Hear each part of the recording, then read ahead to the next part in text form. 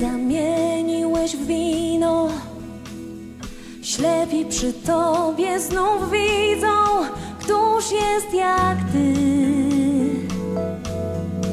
tylko Ty.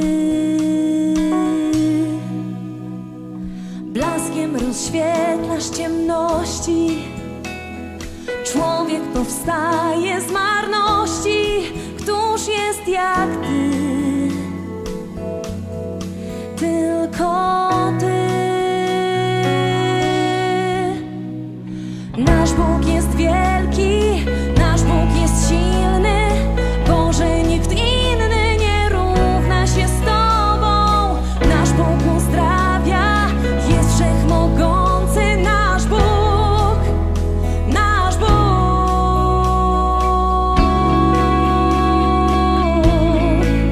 Nasz Bóg.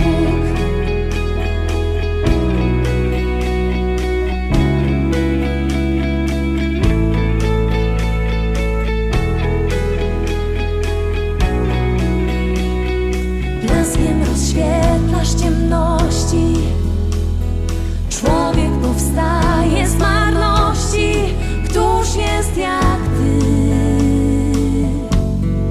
tylko Ty. Nasz Bóg jest wielki, nasz Bóg jest silny, Boże, nikt inny nie równa się z Tobą. Nasz Bóg uzdrawia, jest wszechmogący, nasz Bóg, nasz Bóg. Nasz Bóg jest wielki, nasz Bóg jest silny, Boże, nikt inny nie równa się z Tobą. Nasz Bóg uzdrawia, jest wszechmogący, nasz Bóg, nasz Bóg.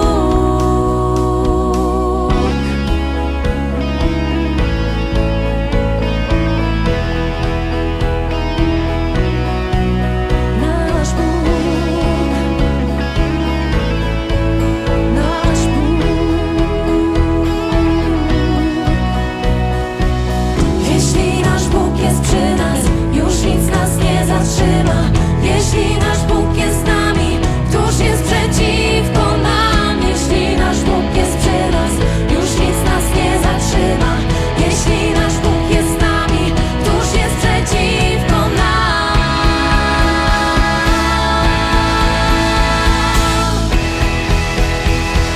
Któż jest przeciwko nam?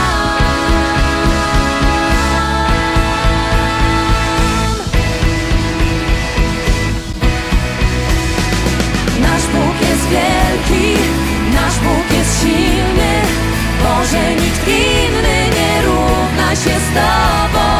Nasz Bóg uzdrawia, jest wszechmogący, nasz Bóg, nasz Bóg. Nasz Bóg jest wielki, nasz Bóg jest silny, Boże, nikt inny nie równa się z Tobą. Nasz Bóg uzdrawia, jest wszechmogący, nasz Bóg, nasz Bóg. Jeśli nasz Bóg jest przy nas, już nic nas nie zatrzyma. Jeśli nasz Bóg jest z nami, któż jest przeciwko nam? Jeśli nasz Bóg jest przy nas, już nic nas nie zatrzyma. Jeśli nasz Bóg jest z nami, któż jest przeciwko nam?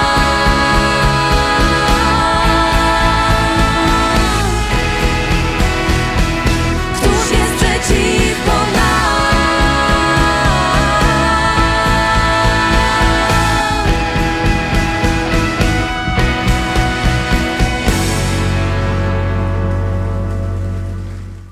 Powiedzcie, czym dla Was jest pielgrzymka? To pierwszy.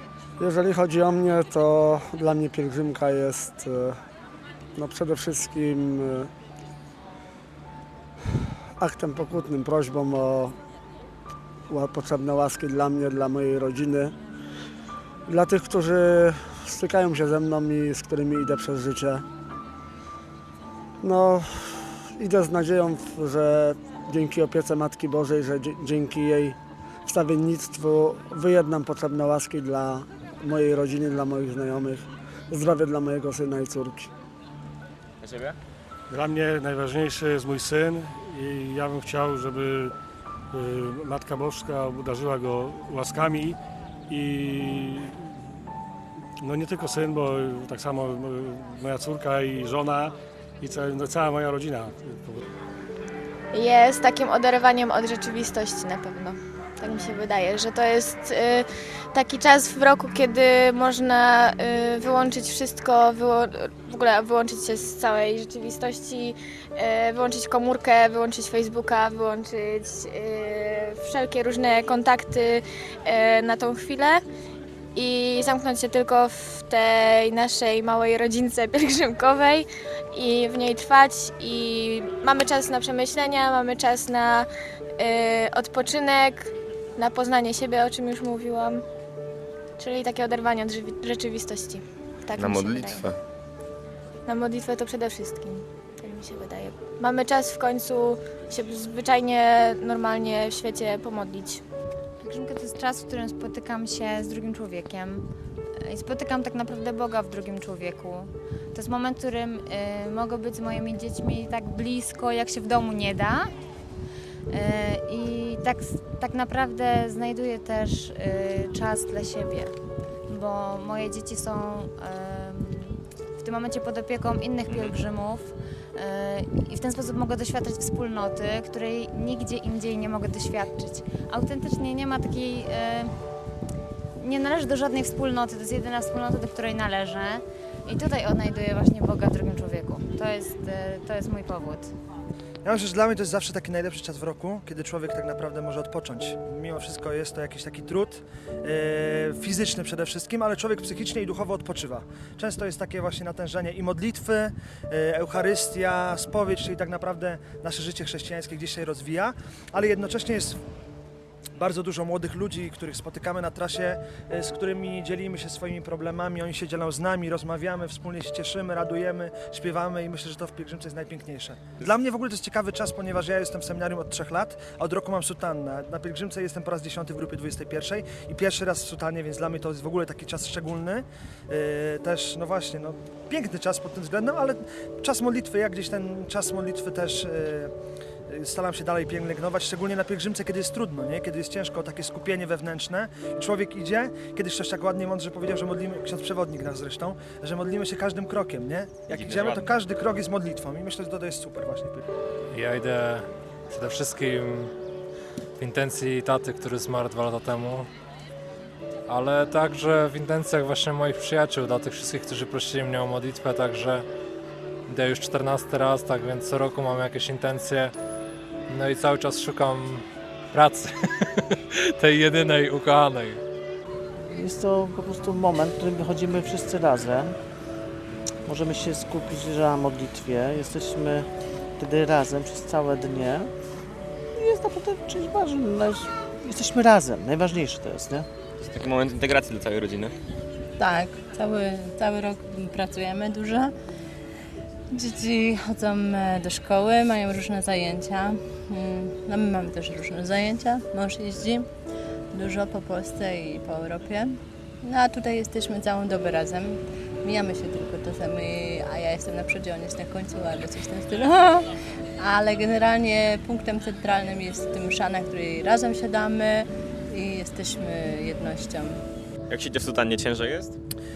To znaczy, powiem wam szczerze, były takie 2 dni, gdzie było bardzo gorąco i po prostu nie było, bardzo ciężko się szło, nie? Człowieka tutaj parzyło z tyłu i najlepiej to by ściągnął, ale myślę, że jest świetnie i teraz jak jest deszcz, to też jest inaczej, nie? Są trudy, ale też jest radość z tego, że można w stroju duchownym iść i świadczyć o Panu Bogu, nie? Tym, że w seminarium się jest i powołanie swoje się właśnie w ten sposób rozwija i rozeznaje. Myślę, że nie tylko ja się zgodzę z tym, że mógłbyś być jednym z kandydatów na przyszłego przewodnika grupy 21. Na początku jestem na 3. roku, także pójdę na 4. i ze spokojem, na wszystko przyjdzie czas. Jak Pan Bóg pozwoli, to kiedyś z przyjemnością. W tym roku jest w porządku, nie ma problemów. Ja jeżeli... Tak każdy mówi sobie, że w tym roku jakoś nie ma kryzysów, jakoś wyjątkowo.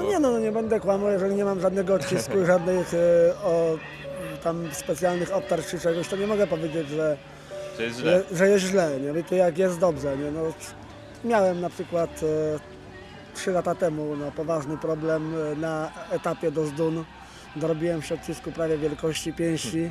Przez 3 dni nie byłem w stanie prawie chodzić. No, część odcinkami podjeżdżałem, pomagałem panu Geniowi przy samochodzie. Jak się tylko troszkę poprawiło, wróciłem na trasę. No, ale jeżeli jest tak naprawdę bardzo źle, to ja się polecam opiece właśnie naszej matki. Proszę ją o siły i to pomaga. To tak i na pielgrzymce i w życiu, nie? Bo miałem dosyć ciężko, jak to mówią niektórzy, pod górkę, wiecznie pod górkę. Ale nawet już tak było naprawdę ciężko, że wydawało się, że już gorzej być nie może. Nie buntowałem się, a właśnie prosiłem Matkę Bożą.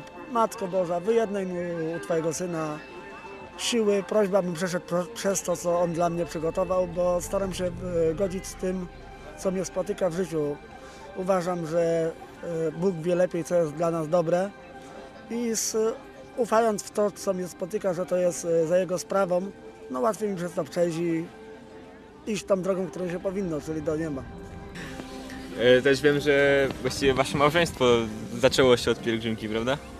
No może nie tak, no tak, prawie tak. No zaczęliśmy się po całym szlaku przed obrazem Matki Bożej. No, tak. Planowałaś to tak pod obrazem? Czy Tak. to było takie nagłe natchnienie? Nie, było tak z góry zaplanowane wcześniej, że po prostu właśnie tam oddamy się Matce Boskiej w opiekę. A jak się Wam idzie w takiej pogodzie? Jak często jest właśnie ładna, ale niestety jak na przykład dzisiaj deszcz, to Ja pewnie... uwielbiam deszcz. Ja raczej wolę jak jest ciepło i gorąco. Ciepło. Ty widzę, wolisz w sandałkach, mamusia woli na bosaka iść w deszczu. Cała pielgrzymka jest jednym wielkim wspomnieniem i potem daje powera i będziemy przez całe 10 kolejnych 12 miesięcy 12 miesięcy czekać i... wspominać tą pielgrzymkę, która właśnie mija i każdą poprzednią i czekać na kolejną. A właśnie też macie tak, że w ciągu roku już myślicie, że powinna być ta pielgrzymka, że wam tego brakuje? Bardzo. Dokładnie, no już potem się odlicza. A im bliżej to już w ogóle Tym jest takie gorzej. napięcie, że już czekamy na lipiec. Jak ktoś chce, to pójdzie, dokładnie. To jest tylko trochę swojej delikatnej woli i idzie wszystko załatwić. Jak wyglądały wasze początki w tej grupie? No w tej grupie, no takie początki, że ja z niego się przygotowałam. Poszliśmy sami pierwszego dnia, właściwie chcieliśmy iść sami, ale o 5 rano Natan postanowił też iść i do nas dołączył, ale to było bardzo trudne, wtedy nie było jeszcze taty z nami, tata miał pracować w tym czasie, ale kiedy doszliśmy na postój w Kamieńcu, to pamiętam jak chłopaki uklękły przed ołtarzem i ja powiedziałam, że bez taty nie możemy iść. Ja mówię, teraz możecie poprosić Pana Jezusa o cokolwiek chcecie. A oni oboje jednocześnie powiedzieli, to my chcemy, żeby tata szedł z nami. I zaszliśmy na nocleg i mój mąż przyjechał i powiedział, no nic, muszę iść. I następnego dnia chłopaki się spakowały i dołączyły do mnie i do Nikodema. Nie jest to łatwa funkcja na pewno, pójście w drogówce z przodu, kiedy tak naprawdę idziesz sam, niewiele słyszysz, co się dzieje w grupie. Ale tak jak kiedyś mój kolega powiedział, gdzieś tam staram się modlić, chociaż jedną zdrowaśkę odmówić, czy tam dwie, bo za chwilę przerywa to gwizdek, na przykład czy tam samochód, czy tir. No i nie jest to proste, że tak powiem, ale na pewno ten kryzys samotności się pojawia. No. Nie do końca sobie z nim radzę, ale na postojach staram się nadrabiać. Też myślę, masz takich trochę więcej momentów, chwil na zastanowienie, prawda? Gdzieś w samotności, więc jakoś łatwiej ci to przychodzi. Tak, dokładnie. No, jest to taka pielgrzymka bardzo duchowa, bo idę w ciszy tak naprawdę cały czas i jest czas na przemyślenie wszystkich swoich spraw, na jakieś refleksje duchowe, życiowe. Tak więc jest to naprawdę, dla mnie osobiście jest to bardzo owocny czas.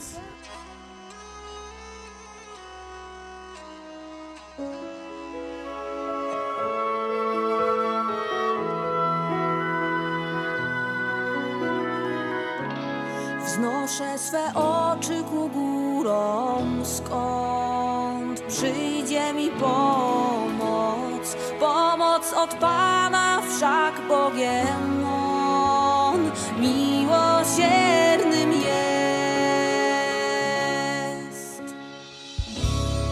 Kiedy zbłądzimy, sam szuka nas, by w swe ramiona wziąć, rany uleczyć krwią swoich ran, nowe życie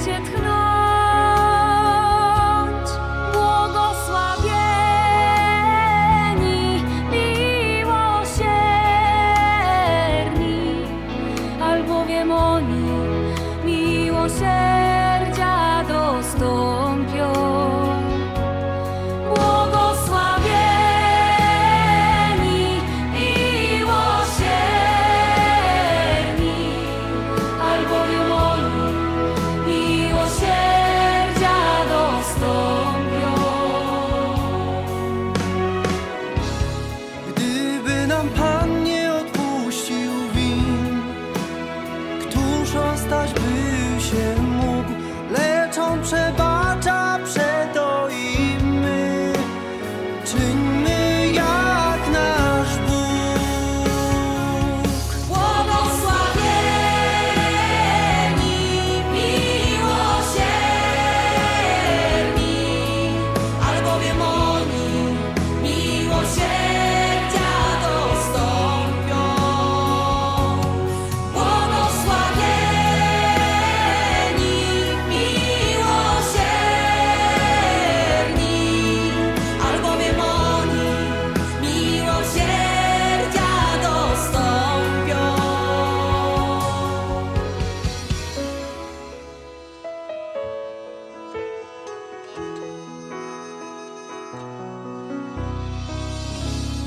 Pan Syna krwią zmazał wszelki dług. Syn z grobu żywy wstał. Panem jest Jezus, mówi w nas duch. Niech to widzi świat. Błogosławieni, miłosierni, albowiem oni miłosierdzia dostąpią. Błogosławieni, miłosierni,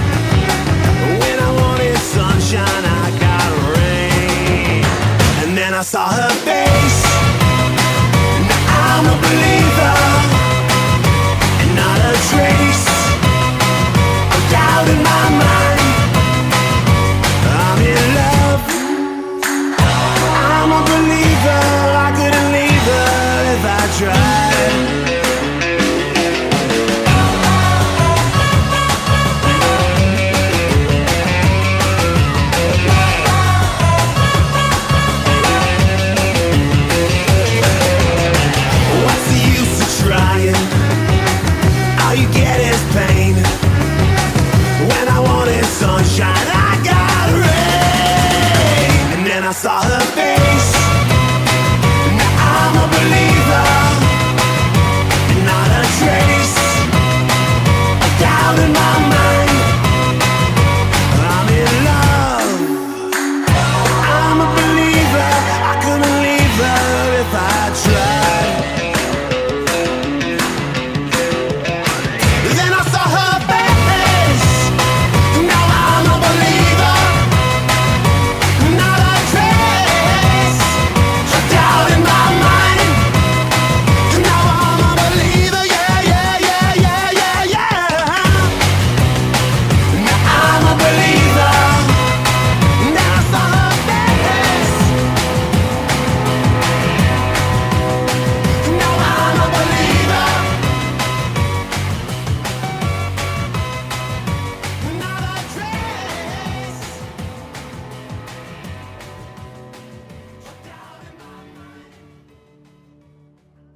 Nie? No.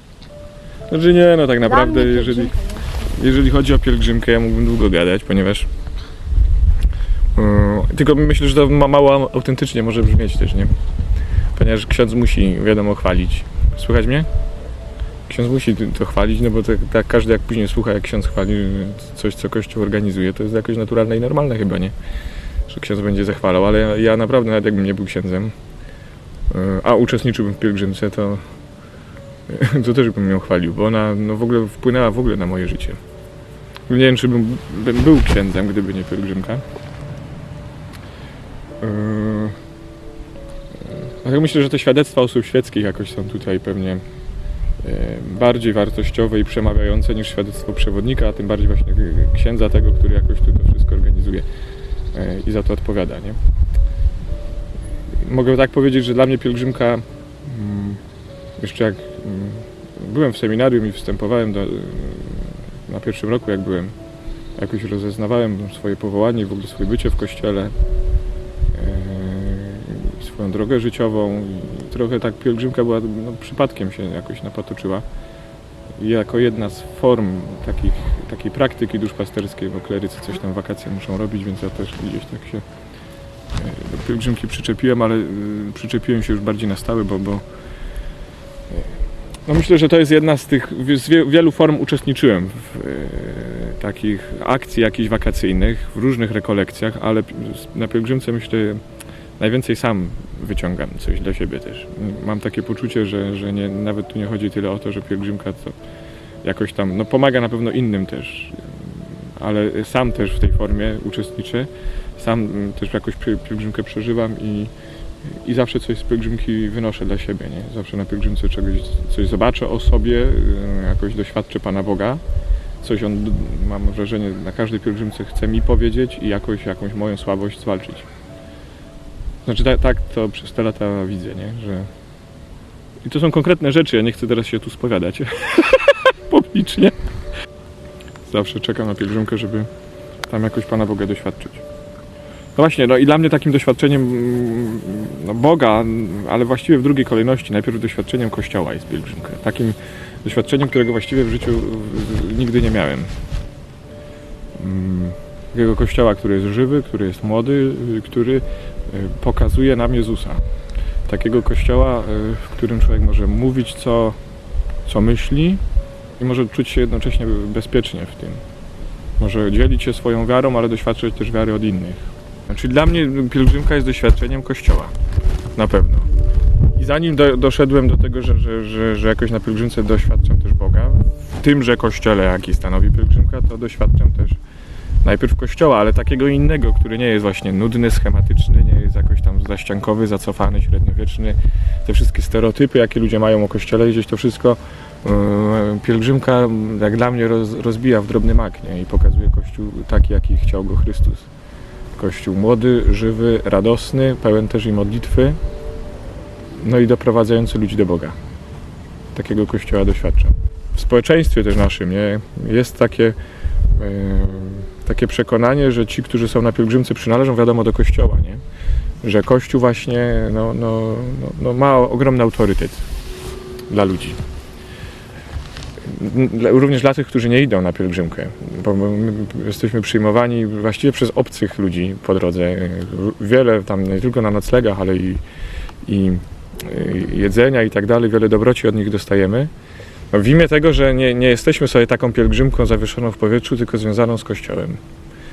I tak sobie często myślę, że w tych czasach, gdzie tyle się robi, żeby Kościół skompromitować, że na szczęście widać na pielgrzymce, że to się nie udaje. To znaczy, że dalej Kościół ma ogromny posłuch, autorytet i takie zaufanie wśród tych, w społeczeństwie po prostu wiąże się z Kościołem, że jak idą pielgrzymi, idą jako Kościół, więc im można zaufać, im można otworzyć dom, można otworzyć swoje prywatne mieszkania i wiedzieć, że oni nas nie skrzywdzą, bo są z pielgrzymki, są z Kościoła. To też takie jest dla mnie budujące i takie stwarzające, takiego Kościoła bym chciał, w takim Kościele się dobrze czuję. Ja się gdzieś tam przez pielgrzymkę i seminarium jakoś nawracałem, można tak powiedzieć. Gdyby nie to bym pewnie ciągle gdzieś tam był w tym doświadczeniu moim Boga daleko, daleko. I się dzięki temu mocno zmieniłem. Bo tu trochę musiałem zweryfikować mój system wartości, moje zasady postępowania w życiu też, nie? Dzięki temu, co odkrywałem, jak Pan Bóg działa w moim życiu.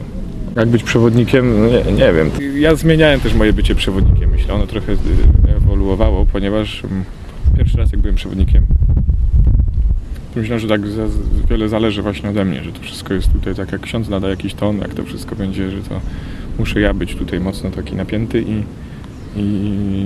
i chciałem, żeby wszystko było tak, jak ja sobie wymyśliłem. Ale i to było takie dla mnie, teraz się pomądruję, takie odkrywcze, że no bo ten obraz, ta ikona na Jasnej Górze, to jest są 3 takie typy ikon, które mamy w kościele. I jedną z nich jest właśnie ta, ona się nazywa Chodogetria, jeszcze jest Eleusa i Joranta, ale już nie będę się mądrował, czym są te pozostałe, ale ta Chodogetria, czyli ten typ ikony, do których też jest zaliczana ikona jasnogórska. Chodogetria znaczy ta, która pokazuje drogę. Jak widzimy, patrzymy na obraz Matki Bożej Częstochowskiej, to widać, że ona trzyma na swoim lewym ramieniu Jezusa, a prawą rękę ona nie ma gdzieś tam, ma tak skierowaną, właśnie pokazuje prawą ręką Jezusa. Chodogetria, ta, która pokazuje drogę. Gdzie ona pokazuje tę drogę? Ona pokazuje na Jezusa. To znaczy, taka jest też chyba rola przewodnika, nie? Żeby nie pokazywał na siebie, nie pokazywał gdzie indziej, tylko pokazywał na Jezusa. Taka jest rola Kościoła w ogóle, nie? Kościół jest jak ta Matka, jak Matka Boża, która ma pokazywać Jezusa ludziom. Żeby to zrobić, trzeba samemu doświadczyć Jezusa. Maryja ma najpiękniejsze chyba ze wszystkich ludzi doświadczenie Jezusa. Ona była Jego matką, nosiła Go przez 9 miesięcy pod swoim sercu, przez 30 lat miała Go w swoim domu, nie? Więc ona Boga znała jak nikt chyba w historii, więc ona jest najlepszą przewodniczką do Jezusa. Więc jeżeli ja mam być jakoś, jakim ja mam być przewodnikiem, ja to tak rozeznaję, no to tylko moje bycie przewodnikiem powinno się ograniczać do tego, żebym ja dbał o moje trwanie w stanie łaski uświęcającej, o trwanie przy Bogu, żebym ja dbał o swoją modlitwę. Takie proste rzeczy, nie nawet cała ta właśnie ta organizacja, tylko żebym ja Jezusa w sercu nosił. To myślę, że i każdy ksiądz, nie, to wtedy będzie dobrym przewodnikiem ktoś taki. Najtrudniej mi się właśnie to często jest tak ciężko rozeznać właśnie te sprawy organizacyjne z tym takim życiem wewnętrznym, duchowym, żeby to gdzieś to zachować w tym równowagę taką, żeby nie przegiąć w żadną stronę. Znaczy, żeby właśnie zadbać o modlitwę, bo najłatwiej jest gdzieś ją sobie pominąć, nie? Mi też z jednej strony i najłatwiej się modlić na pielgrzymce, bo fajnie, wiem, że ja lubię, dużo jest tej modlitwy, dużo słuchania. Dużo jest tak zagospodarowanego czasu na modlitwę. Właściwie każdy krok nasz jest modlitwą, nie? Na pielgrzymce. Nawet jak po prostu gadamy, nie? Nawet jak idziemy w milczeniu, nie? Jak nic się poza tym nie dzieje, jak już mówimy różaniec i tak dalej, to zawsze to jest modlitwa, nie? Wszystko jest modlitwą na pielgrzymce. No w życiu, ja to często też powtarzam, nie? W życiu mamy dużo takich trudności na co dzień, nie? Ja tam też straszę tym kryzysem zawsze ludzi, ale na pielgrzymce, ale on rzeczywiście jest ważny chyba, żeby go przeżyć tak dobrze. Żeby mieć to doświadczenie, że jest coś takiego, jest taka granica naszych możliwości, do której dochodzimy, taka granica, że już myślimy, że dalej się nie da, nie? Ja tak często też miałem w życiu. i się tą granicę przekracza. Tylko że się nie przekracza już swoją siłą, tylko jakoś Pan Bóg nas... Nie wiem jak to się zawsze dzieje, co roku trochę to jest inaczej, ale jakoś Pan Bóg przez tą granicę możliwości fizycznych i psychicznych naszych nas przeprowadza i pokazuje, że damy radę. I to jest też piękne, to się bardzo później w codzienności przydaje, że tam gdzie myślę, że już się nie da, to się da. Ostatecznie ważne jest to, co się dzieje w sercu człowieka na pielgrzymce. To, co się w moim serduszku dzieje i to, co się dzieje w tych 150, 70 innych serduszkach. Twoim serduszku. To, co się tam dzieje, a tam się Pan Jezus przychodzi, nie? Tam te różańce mamy od sióstr karmelitanek, myślę, że to jest ważny taki gadżet akurat, nie? To, że to te siostry robią, które z życia dały na modlitwę i my później też tej modlitwy jakoś się chcemy uczyć na tym przedmiocie, który na tych siostrach nam przypomina jakoś tak symbolicznie, nie? Siostry fajnie o tym mówią, że one są związane tymi różańcami z nami. To takie jest ładne, one te pletły, one są z nami związane. I my z nimi, nie? Z tymi kobietami, które żyją modlitwą. To mówiłem ja, Daniel Trocholepszy, ksiądz katolicki, z Bożej łaski przewodnik grupy 21. Mam nadzieję, że się jeszcze kiedyś w życiu zobaczymy. Szczęść Boże!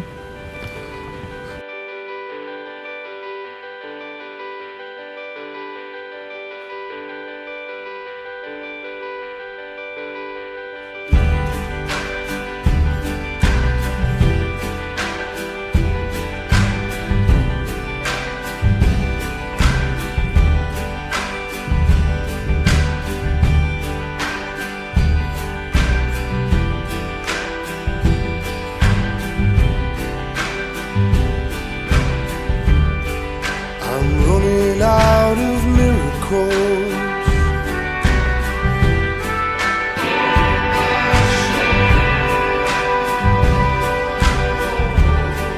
and the streets alive with one-man shows.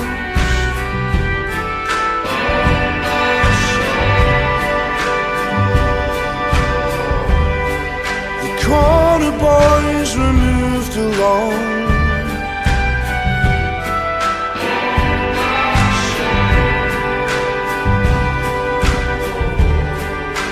Plummeting like crippled crows.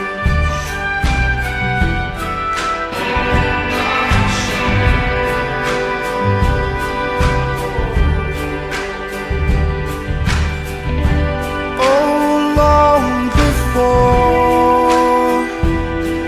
you and I were born,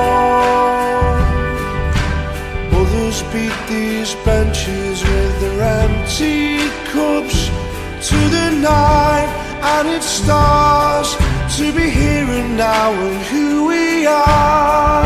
Another sunrise with my sad captains, with who I choose to lose my mind.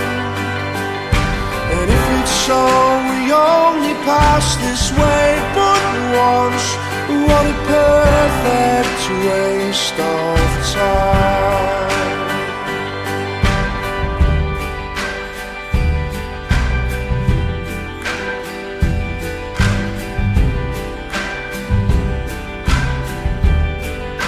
The BMX apothecary,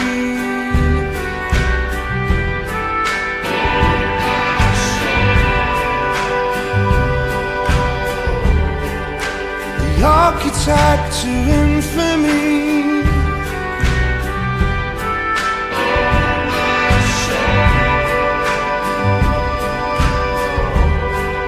for each and every train we missed,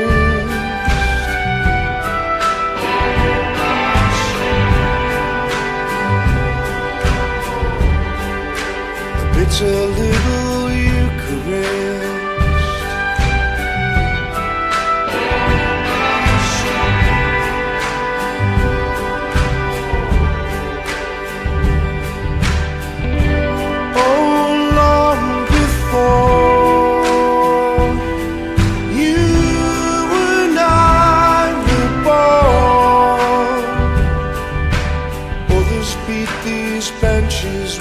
Empty cups to the night, and it starts to the here and now with who we are. Another sunrise with my side captains, with who I choose to lose my mind. And if it's so, we only pass this way but once. What a perfect waste of time.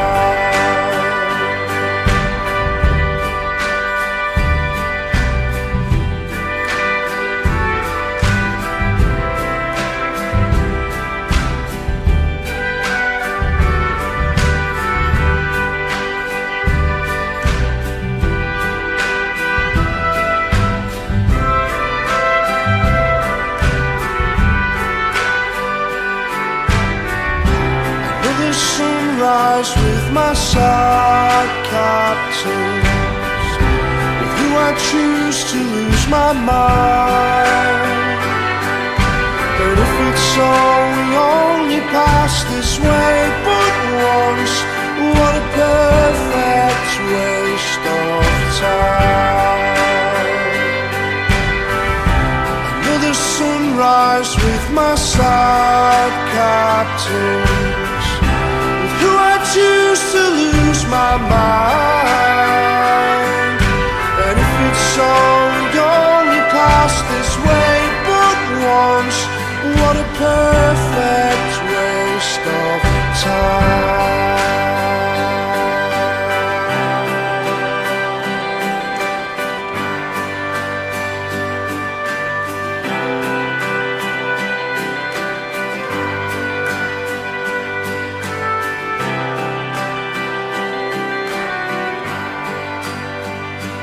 What a perfect waste of time.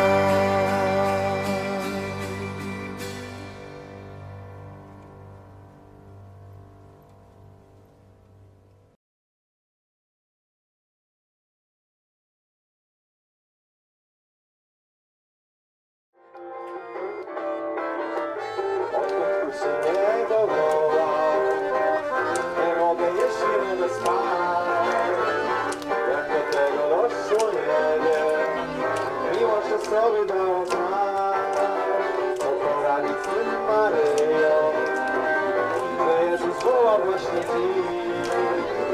W sercu mym jest Jezus, a w moich myślach jesteś Ty. Przez Twe oczy Maryjo, Maryjo, oszalałe.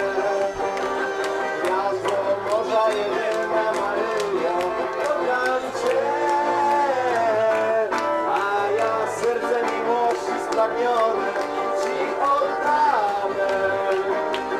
Tak zakochać się można tylko raz.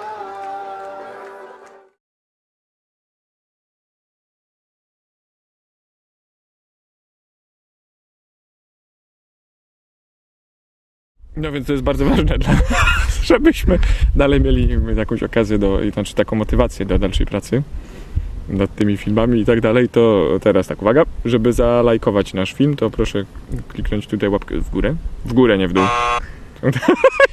Tutaj, dobrze? Żeby zasubskrybować, tak to się mówi, zasubskrybować, to proszę klikamy tu. Żeby odwiedzić nasz profil na fejsie i polajkować go, to klikamy tu. Tu? Gdzie? Drugą. Pod subskrypcją. Pod subskrypcją.